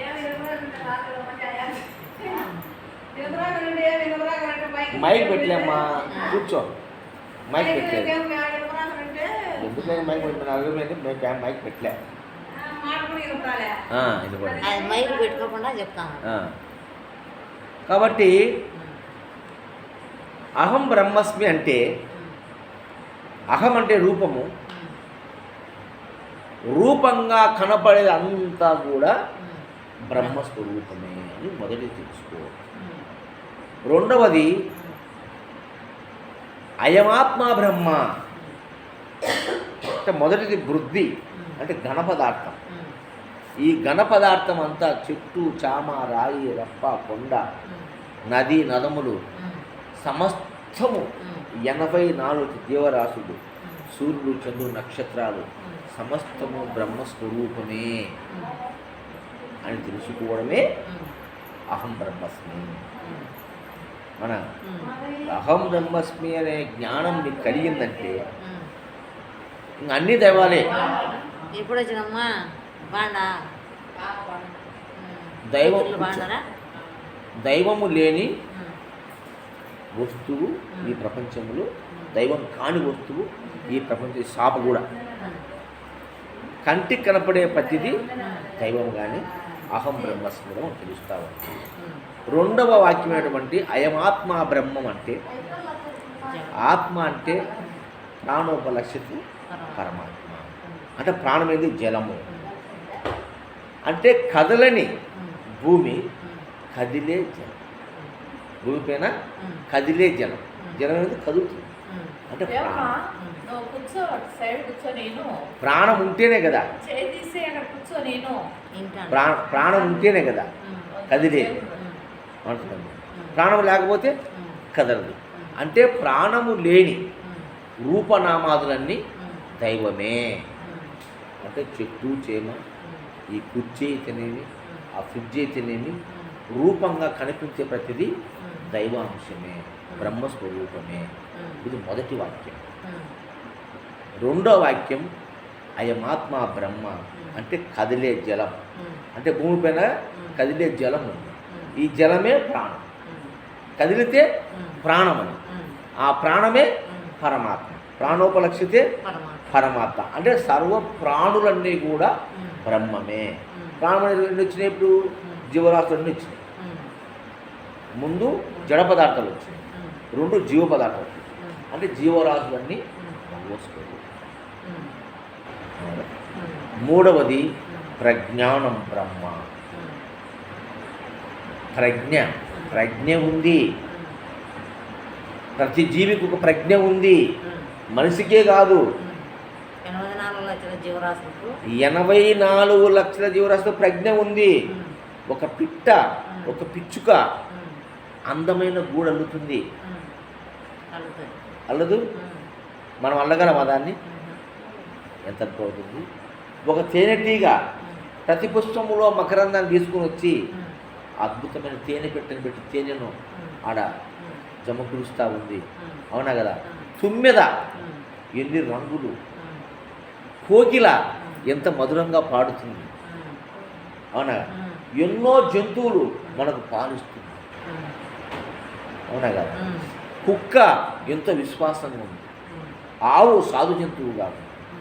ఇలా చెప్పుకుంటూ పోతే ప్రతి దానికి ఒక ప్రజ్ఞ ఉంది. ప్రతి ప్రాణికి ఒక ప్రజ్ఞ ఉంది. ఆ ప్రజ్ఞనే ప్రజ్ఞానం బ్రహ్మ. ఏదైతే జ్ఞాన స్వరూపంగా ఉండి తన జ్ఞానాన్ని, అంటే జ్ఞానము ఉన్నప్పటికీ జ్ఞానాన్ని ప్రదర్శించాలి కదా. ఆ ప్రదర్శించేటువంటి శక్తి సామర్థ్యము ఎవరికైతే ఉన్నదో వాళ్ళంతా బ్రహ్మ స్వరూపులే. వాళ్ళంతా బ్రహ్మస్వరూపులే. అవునా కదా? అది అగ్ని స్వరూపం, వాయు స్వరూపం. అంటే జలము నీటి మీద, భూమి మీద పారుతుంది. అగ్ని పైకి వేస్తుంది. అగ్ని పారుతుందా? పారదు, పైకి ఎగబాకుతుంది. అగ్ని పైకి లేస్తుంది. పైకి లేస్తుందంటే చాలా అలువైపోయింది, తేలికైపోయింది. అంటే తన ప్రజ్వలన అదే జ్ఞానం కూడా. ప్రతి జీవిలో జ్ఞానం ప్రజ్వలిస్తుంది, జ్ఞానం వికసిస్తుంది. అవునా కదా? ఆ వికసించే ప్రతి జీవి కూడా బ్రహ్మస్వరూపం అనేది మూడో వాక్యం.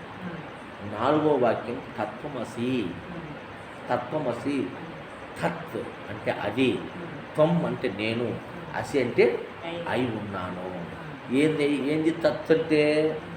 తత్ అంటే ఏదైతే 84 లక్షల జీవరాశులకే కాకుండా సూర్యచంద్ర నక్షత్రాదులకు, ఈ విశ్వానికి, ఈ గ్రహాలకు, ఈ యొక్క సౌర కుటుంబాలకు, ఈ గెలాక్సీ అంటే ఈ పాలపుంతలు, ఈ సమస్త విశ్వాన్ని ఏదైతే కదిలిస్తూ ఉన్నదో అది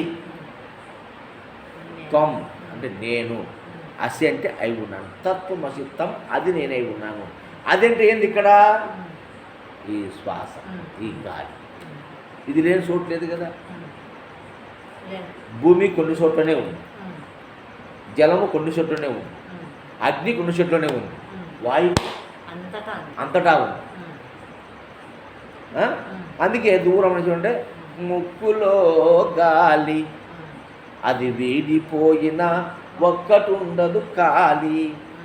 ఎక్కడ చూసిన ఏ జీవులలో చక్కగా నడుచుతూ సర్వమంతయు మొక్కే వాళ్లకు ముందు దేవుడై దిక్కేనేనని తెలుపుచున్నది ముక్కులో గాలి, అది వీడిపోయినా ఒక్కటుండదు ఖాళీ. ఇది నిజమైనటువంటి బ్రహ్మజ్ఞానము, ఇది నిజమైన ఆధ్యాత్మిక విద్య. అట్టి గురువును ఆశ్రయించిన ప్రతి జీవి మోక్షాన్ని పొందుతుంది, తన జన్మ సార్థకం చేసుకుంటుంది. మాయలు మాటలు చెప్పి మరి భ్రమలు భ్రాంతులు చెప్పే వాళ్లకు ఎన్ని రోజులు సేవ చేసినా నిష్ప్రయోజనం. మనకు ఒక చిన్న కథ చెప్తాను. పెద్దలు పత్తికాయలు చూసినారు, పత్తికాయలు ఒక చెట్టుకు 50-60 కాయలు కాస్తాయి. కాయలు పత్తికాయలు బాగా నిగ మెరుస్తాను. సిలుక పోయి దాంట్లో సులుపుకుంటాం. పత్తికాయలు ఇది మాగుతే తిన్నాం. పచ్చికాయలు కదా మాచిందమని చూపి ఎన్నాళ్ళు చూపిలేదు మాగ పండ్లు అవుతుంది తిందాం. అది మాగనే లేదంట, ఎండిపోతుంది కానీ మాగడం లే. సరే పక్వానికి వచ్చింది అని చూసుకొని ముక్కుతో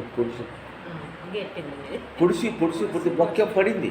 దానికి సూదుంటుంది, చిలక ముక్కు పొడిచి లోపల రసము లేదు, తర్వాత పదార్థం లేదు. రసము లేదు, పదార్థం రెండు లేవు. పొడిసి ముక్కు నచ్చింది కానీ దాన్ని కట్టు నిండలే. ఏముంది లోపల? దూది ఉంది. దూది కట్టు ఉంటుందా? పొడిచే పీసులు బిడ్డుకొచ్చింది కానీ అవి తాగడానికి పనికిరాలే, తినడానికి పనికిరాలే. అట్లా సారము లేని గురువును ఆశ్రయించితే జీవితము అలా వ్యర్థమవుతుంది. చిలక మాదిరి పత్తికాయ చూపినట్టు ఉంటుంది. చకోర పక్షి అది ఏందో, ఇది ఇంకొక పక్షి ఉంది బూరుగ పండు. బూరుగ పండును తిందామని ఒక పక్షి పాపం అదే తింటే బూరుగ పండు కూడా, దాంట్లో కూడా దూదే ఉంటుంది. అది బాగా పండు మాదిరి అవుతుంది బూరుగ పండు, జంపు ఇంత పొడుగు ఉంటుంది, ఎర్రగా అవుతుంది అది పండు లాస్ట్లో. ఆమె దాన్ని కూర్చే పగిలితే మొత్తం లోపల దూదే, దానికి దూదే గాలికి లేచిపోతుంటుంది దూది. బూరుగ పండు అది పాటలో ఉంది, దూరం కోరి బూరుగా బలము తినే పక్షి అని వస్తుంది అంటే. కానీ కీరము అంటే పక్షి, ఆ కీరం ఆ బూరుగు పండు కోసం చూపెట్టుకున్నాక తిందామని మాయి వెళ్ళాక మాయి నాకు చూచే అందులో నుంచి బూజు తప్ప పీసు తప్ప రసము లేదు, పదార్థము లేదు. ఆకలి తినలే, దప్పికి తినలే, ఆకలి తినలే, దప్పికి తినలే. కానీ అట్లాంటి గురువును మనం ఆశ్రయిస్తే మోక్షము లేదు, సుఖము లేదు, రెండు ఉండవు. కాబట్టి రసం ఉండేటువంటి గురువును మనం ఆశ్రయించాలి. కాబట్టి బ్రహ్మం అంటే ఎవరో కాదు, ఆయన కూర్చోడా నీవే. ఎక్కడో దేవుడు గడని కక్కసపడి తిరగనేల కాయములోన నిక్కముగా ఉన్న ఆత్మను మక్కువతో తెలుసుకోలేక మోసపడినావు, తిక్కాబట్టి దిమ్మరులైనావు. అర్థమైందా? కాబట్టి ఎన్ని చేసినా అంటే నిజము తెలియకోకుండా ఏమి చేసినా వ్యర్థమే. అవునా కదా? ఇటువంటి పరమాత్మ తత్వాన్ని మనం తెలుసుకోవాలా. పెద్దలు ఎన్నో చెప్పినారు మనకు. 33 కోట్ల దేవతలు ఈ భారతదేశంలో ఎగబడినారు. 33 కోట్ల దేవతలు భారతదేశంలో ఉన్నారు.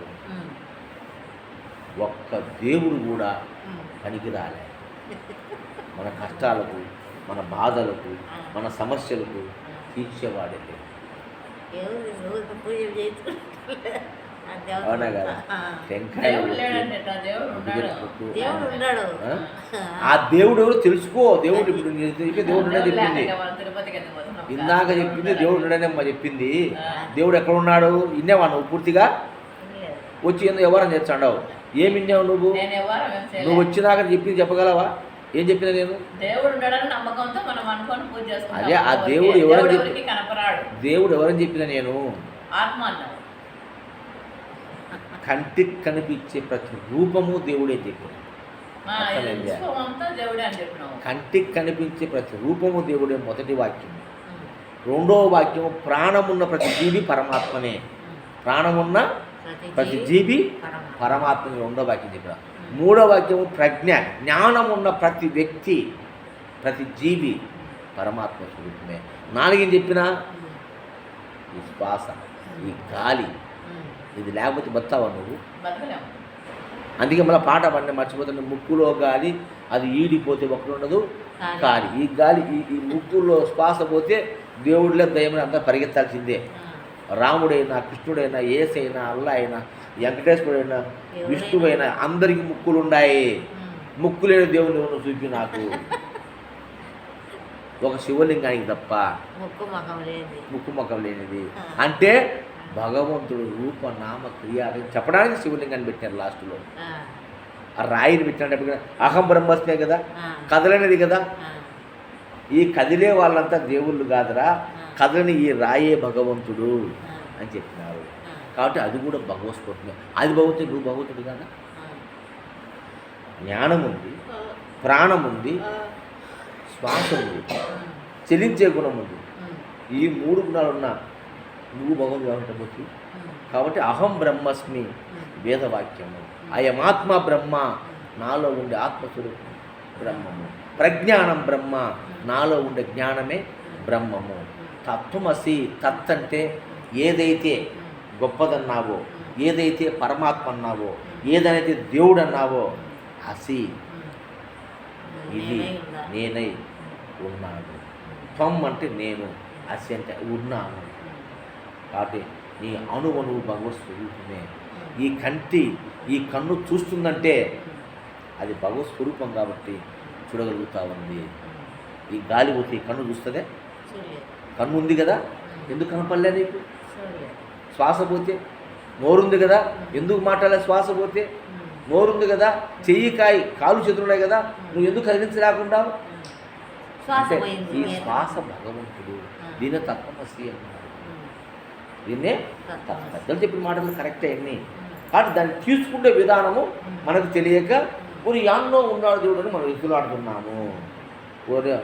సామదేవుడు గొల్లవాడు గొర్రెపిల్లని సంఖలో పెట్టుకొని ఊర తిరిగినట్టు నా గొర్రెపిల్ల గంటలని ఏడాది సంఖలోనే ఉంది. అట్లా భగవంతుడు నీలోనే ఉన్నాడు. ఎప్పుడో దేవుడు కానీ కక్కసపడి తెగిన కాయములోన నిత్యం కాదు. అందుకే దయగల హృదయమే భగవంతు నిలయము. దయగల హృదయమే భగవంతు నిలయము. ఎవరికైతే దయ, కరుణ, జాలి, ప్రేమ, అనురాగము, ఆప్యాయత ఉంటాడో వాడు భగవంతుడు. ఈర్ష్య, ద్వేషము, పగ, ప్రతీకారము, అసూయ, ఓర్వలేనితనము, పిసినారితనము ఎవరిలో ఉంటుందే వాడు దయ్యము. వాడే దయ్యము. దేవునికి దయ్యానికి అంత తేడా ఉంది. కాబట్టి ఇక్కడ ఇసుక రేణువు కూడా తీసుకొని పోమ్మా. ఇసుక రేణు ఎంత ఉంటుంది? సన్నది. ధూళిని కూడా నువ్వు తీసుకోలేవు. ఎందుకమ్మా ఈ రూప నామాదులపైన మమకారం? ఎందుకమ్మా ఈ రూపనామ ప్రేమ? తీవంటి ఏం పోతుందని? ఏది నువ్వు వెంట తీసుకోలేవు కదా, అంతా నువ్వు అనుభవించలేవు కదా, ఏమీ లేదు కదా. ఈ గాలి పోతే ఎవరో మన ఈ లక్ష్మ చనిపోయిందంటేనే ఏమైంది పాపం, వస్తాండి ఇక్కడ కూర్చుంటాండి, గాలి పోయింది. గాలి వెళ్ళిపోయే గవ్వకు కొరగావు గర్వమెందుకు నీకురా, గర్వమెందుకు నీకురా, గర్వమెందుకు నీకురా, బొందిలో ప్రాణంబుల్ పోకముందే గురు బోధ తెలియవాలెరా, బొంది విడసి ప్రాణి కూకిటిలుడిన కొమ్మ విధము చూడరా, కొమ్మ విధము చూడరా, కొమ్మ విధము చూడరా బొందిలో ప్రాణంబుల్ పోకముందే గురు తెలియవాలేరా. ఇది పరమ రహస్యం, ఎంతో గొప్ప విద్య ఇది. పరమ రహస్యం అంటే ఏంది? దాగుండేది కాదు, చెప్పుతంటే అర్థం కానిది పరమ రహస్యం. చెప్పిన అర్థం కాదే అది పరమ రహస్యం. చెప్పకుండా చెవులు చెప్పేది కాదు రహస్యం. చెప్తంటే వెలుగెత్తి మైకి పెట్టి చెప్తుంటే అర్థం కావడంలే, ఇది పరమ రహస్యం. మైకి చెప్పినా అర్థం కాకపోతే దాన్నే పరమ రహస్యం అన్నారు. అది తెలియబడలేదు కాబట్టి పరమ రహస్యం. చెప్తుంటే తెలియబడలేదు కాబట్టి దీన్ని పరమ రహస్యం. అలాంటిది పరమాత్మ తత్వము. కాబట్టి నాయన ఎక్కడో దేవుడు ఉన్నాడని, ఆ దేవుడు నన్ను కాపాడని నువ్వు అలక్ష్యం చేయగాకు. నువ్వే దేవుడని తెలుసుకో, నీవే దేవుడని తెలుసుకో. దేవి దేవతా లక్షణాలు కలిగి ఉండు. ఆకలి కొంటే అన్నం పెట్టు, మంచి మాట మాట్లాడు, మధురమైన వాక్యాలు పలుకు. ఈర్ష్య, ద్వేషము, అసూయ, క్రోధము, మోహము ఇలాంటి దుర్గుణాలను పెట్టుకోగాకు. ఎవరి శత్రువైనా కానీ నవ్వుతూ పలకరించు. అపకారికి ఉపకారము నెపమన్నక చేయువాడు నేర్పరు సుమతి. అపకారికి ఉపకారము నెపమన్నక చేయువాడు నేర్పరు సుమతి. నీకు వాడు అపకారం చేసినాడు, వాడు కష్టాల్లో ఉంటే పోయి ఒరేడు నాకు ద్రోహం చేసినని నెపం పెట్టగాకు, నెపం ఎచ్చగాకు. ఒరే నువ్వు ఆ ఒదిటి చేసినావు, అయినా నీకు నేను మేలు చేర్చండా, హాయ్ నీ మేలు అంత సర్వనాశనం అయిపోయి. ఆ మాట అనకుండా ఆ మాట నెపమెంచక చేయువాడు నేర్పరుస్తుంది. నెపం మెచ్చక నెపం ఇస్తే వచ్చాను చెడ్డోడివి అంటివి, నువ్వు చెడ్డోనివే. నీ నోటితో చెడ్డోడు అన్నేనేవా, నువ్వు చెడ్డోనివే. కాబట్టి అపకారానికి ఉపకారం. నీకు ఎవరైతే అపకారం చేసినాడో వాళ్ళకు ఉపకారం చెయ్యి. ఎట్లా? నెపమెంచకుండా, వాని తప్పు ఎత్తి చూపకుండా మేలు చెయ్యి. అది దైవం లక్షణం, అది దేవుని లక్షణం. అందుకే దేవీ దేవత లక్షణాలు కలిగి ఉండాలి.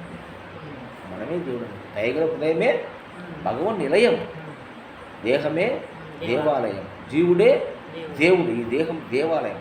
కాబట్టి దేహాన్ని బహుభాగంగా చూసుకోండి, పవిత్రంగా చూసుకోండి. దేహాన్ని నానాగటి తినిపించగాకండి, నానాగటి తాపాకండి.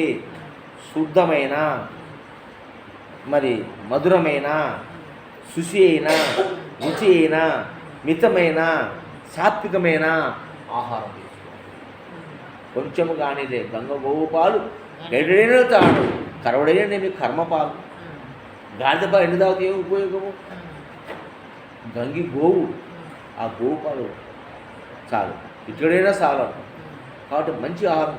అన్నం ఆహారం ఎక్కువ తీసుకునే శక్తి రాదు, కొవ్వు పెరుగుతుంది. కొవ్వు ఒళ్ళులో కొవ్వు పెరిగి కూర్చోలేక, దెయ్యలేక, ఆయాసపడతా, పని చేయలేక, వంగలేక ఎన్ని కష్టాలు. ఇప్పుడు లక్ష్మీదేవి సన్నగా ఉంది, ఎంత పని చేస్తారు, అవునా కదా? కాబట్టి మంచి ఆహారం తక్కువ తినాలి. తక్కువ తినేవాడు యోగి అవుతాడు. ఒకసారి తింటే యోగి, 2 సార్లు తింటే భోగి, 3 సార్లు తింటే రోగి. రోజుకు 3 సార్లు తింటే రోగులే. 2 సార్లు తింటే భోగులు. సంసారం చేసుకొని 2 సార్లు తినాల్సిందే, కానీ 3 సార్లు తింటే రోగి. అందుకు ప్రతి ఇంట్లో రోగస్తుడు ఉన్నాడు. కాబట్టి రోగి. తెలుసుకోండి, తెలియక తిని చచ్చాం మనం. నాళ్ళు చెప్పేవాళ్ళు లేక 3 పూట్ల తిని, పొద్దున మధ్యాహ్నం 3 పూట్ల తిని ఆరోగ్యం పాడు చేసినాం. 2 సార్లు 3 సార్లు. ఎంత తేలిగ్గా ఉంటుందో, ఎంత హుషారుగా ఉంటుందో, ఎంత హాయిగా ఉంటుందో ఆలోచన చేయి. 3 సార్లు తింటే నిద్ర. మంచి మాట చెప్తే తూగుతాం. ఏం కారణం? 3 సార్లు తింటేస్తున్నాం. అది ఎంత షుగర్ పెరిగి లోపల కైపు ఎక్కి మత్తు ఎక్కుతుంది. నీకు ఎక్కితే ఏమవుతుంది? నిద్రపోతూనే ఉంటావు. కాబట్టి నువ్వు మెలుకోడు అంటే 2 సార్లు సంసారం చేసుకోండి. సంసారం ముసులు ముతుకలేదు, ఒక్కసారి చాలు. కడుపు నిండా ఒక్కసారి తిను. పొద్దున సాయంత్రం గ్లాస్ మజ్జిగ తాగు. ఎంత హాయిగా ఉంటుందో, ఎంత తేలిగ్గా ఉంటుందో, ఎంత ఆరోగ్యం ఉంటుందో. నీలో ఉన్న చెడు కర్మంతా కొట్టుకుపోయి స్వచ్ఛంగా తయారవుతావు. చాలు. ఒక రోజు తింటావు, ఒక్క పూట తిని సార్ రోజులు సరిపోతాం. మనం ఏం పని చేస్తాము? అది కూడా ఖర్చు కాదు. ఖర్చుగా సుగ పెరుగుతుంది. తినే ఆహారం ఎక్కువ కదా సుగ పెరిగేది. అది తక్కువ. మధ్యాహ్నము నేను ఆరికలన్నమే తింటా. అంటే మిల్లెట్సే దగ్గర 5 నెలలు అయిపోయింది. మిల్లెట్సే రైస్ తిన్నాను నేను. ఆసంగాడికి వచ్చే పౌర్ణమి రోజు తింటా అంతే. ఇంటికాడ ఉంటే రైస్ తినేదే లే. ఇవే మిల్లెట్స్ తింటా. ఆరికలేమో గోంగూర పప్పు చేసింది. వేసి రోజు ఎక్కువ పెట్టింది అన్నం. నేను అంతే తినేది. అంతకన్నా ఎక్కువ తినలేము. అది అంతకన్నా ఎక్కువ అంత అన్నము అంత పప్పు తింటా. ఆమె 1 గంట పెట్టేది, 2 గంటలు. 1 గంటే నేను పెట్టుకునేది, 2 గంటలు పెట్టి. ఎందుకు శనివారం అయిపోతుంది, నువ్వు ఆసం కాడికి పోతావు, రాత్రి ఊరు తింటాను ఎక్కువ మిగిలిపోతే నీళ్లు పోసపడితే రేపు పొద్దున తినవు. లేకపోతే తిన్న గిన్నె ఇంకా ఉంది నీళ్ళు వేసుకుంటూ పొద్దున తాగుతాను సజ్జ అని చెప్పిన. 2 గంటలు పెట్టింది. 1 గంట దాకా నాకు కడుపు తింది. నాకు 2 గంటలు తిన్నాను. పప్పు దండికి వేసుకొని బొడుగులు కలుపుకొని నిమ్మకాయ ఉరగబోయేయండి. ఇంకా పోలే అన్నం. ఆ నిమ్మకాయ పుల్ల తగ్గుతుంటే పోయింది. కడుపు నిండా తిన్నా. ఇప్పుడు కరగలే. నేను చపాతీ తింటే ఏం తినలే. మీ ఊరికి చెప్పిన చపాతీ తినేది. నాకు ఇంకా ఆకలి కాలే. నాకు ఇంక రైతులకు అవసరం లే ఫుడ్. కడుపు తింటే కనుక 24 గంటలు ఆకలి ఉండదు. అర్థమైందా? ఏంది మిల్లెట్స్ అవి పూర్తిగా అరగాలంటే 12 గంటలు పడతాయి. ఆకలి కాలే. ఇంట్లో పెరుగు ఉంది. 11కో గుర్తిపోతాయి కదా. తిరుగుడుకు గ్లాస్ మధ్యగా పడుతుంది. ఫ్రీ హ్యాపీగా ఉంటుంది.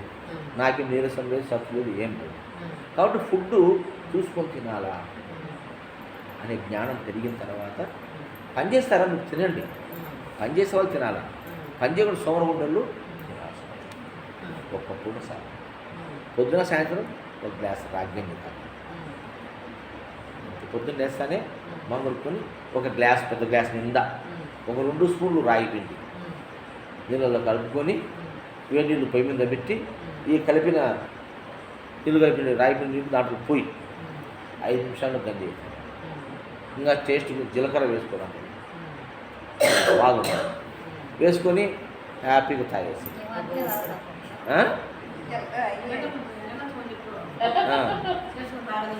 మంచిది.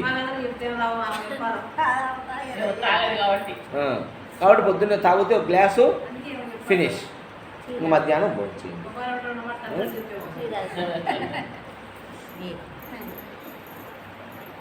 ఆ విధంగా ఆరోగ్యాన్ని భద్రంగా చూసుకోండి. ఎందుకంటే ఈ దేహము దేవాలయం. పవిత్రంగా పెట్టుకోవాలి. ఎంతో పవిత్రంగా పెట్టాలి దేహాన్ని. అవునా? మంచిగా పొద్దున్నే స్నానం చేయాలి. శుభ్రంగా మంచిగా ఉతికిన బట్టలు వేసుకోవాలి. ఈ మొహానికి అలంకరణ చేయాలి. బొట్టు పెట్టాలి.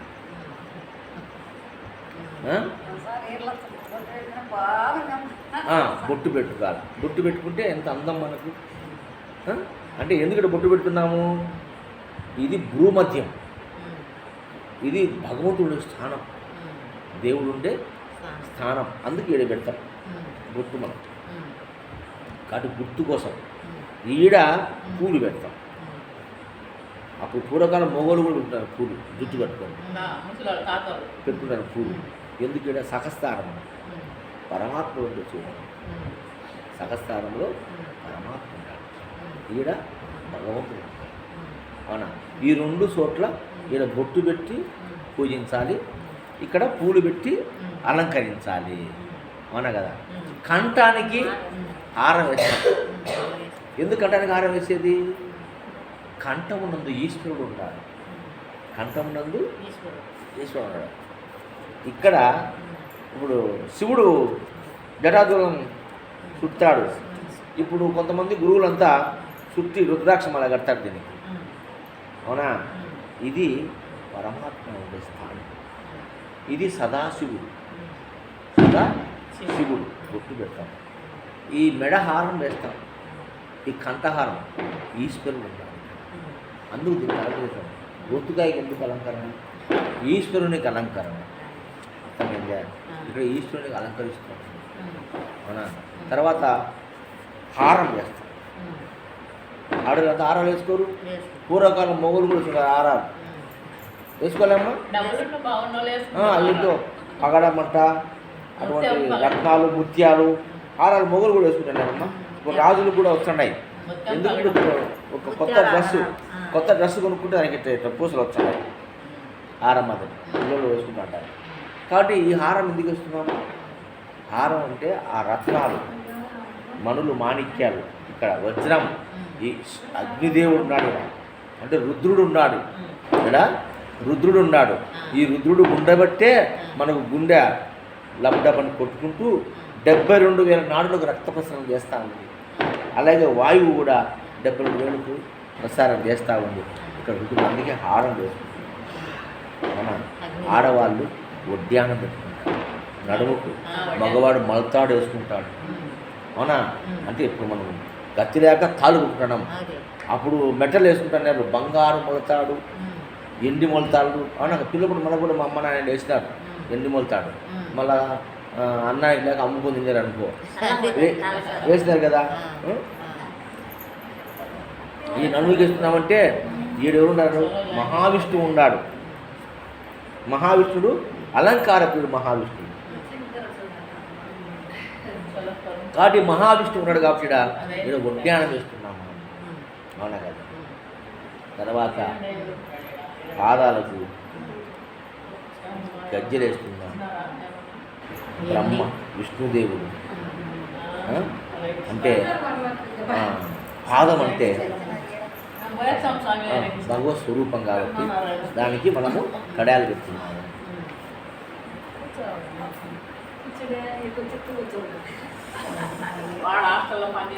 ఇంకా మా అట్టి పండు తీసుకోండి మా. ఉన్నాయి రా, మా దండిగా ఉన్నాయి. తీసుకోమా.